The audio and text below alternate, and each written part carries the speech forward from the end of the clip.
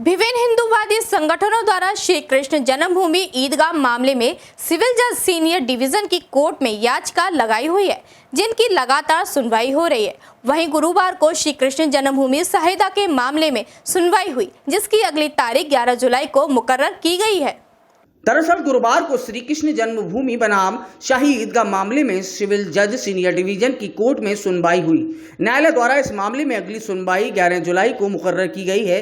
वहीं इस संबंध में जानकारी देते हुए शाही ईदगाह मस्जिद के सचिव तनवीर अहमद ने बताया कि आज हमें एतराज दाखिल करने थे।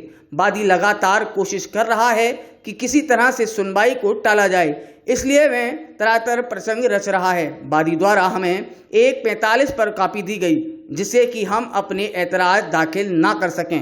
न्यायालय द्वारा एतराज दाखिल करने के लिए अगली 11 जुलाई की तारीख मुकर्रर की गई है। सिविल जज सीनियर डिवीजन मामले की सुनवाई थी और जिस तरह से वादी पक्ष इस मुकदमे को टालता आ रहा है, उनकी मंशा है कि इस मुकदमे की सुनवाई ना हो पाए।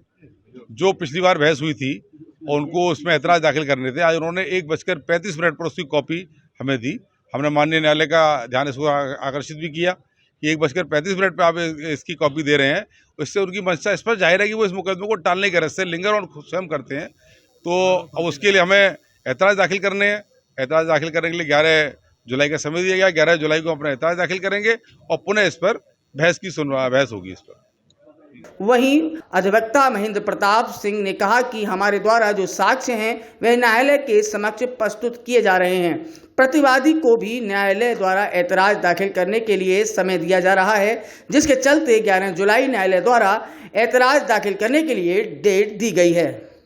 देखिए, जैसा कि जन्मभूमि का जो प्रकरण चल रहा है और उसमें माननीय न्यायालय के द्वारा आज की तिथि निर्धारित की गई थी और जिसमें प्रतिवादीगण हैं जो शाही ईदगाह पक्ष है, उनके द्वारा ये ऑब्जेक्शन दाखिल किया गया था। तो आज उस ऑब्जेक्शन का हमने ऑब्जेक्शन दाखिल किया और हमने उसके साथ माननीय डिस्ट्रिक्ट जज महोदय के आदेश की कॉपी लगाई, जिसमें कि 7(11) का जो प्रोविज़न है, प्लेसेस ऑफ वर्शिप एक्ट है और लिमिटेशन एक्ट को पहले ही खारिज किया जा चुका है, रिजेक्ट किया जा चुका है। तो हमने उसकी कॉपी लगाई उसके साथ में, और प्लस हमने इसके साथ में खसरा, खतौनी, नगर निगम की असेसमेंट की कॉपी और 1944 की रजिस्ट्री की कॉपी, जिसके द्वारा ये सिद्ध होता है कि ये प्रॉपर्टी का टाइटल श्री कृष्ण जन्मभूमि के पास है।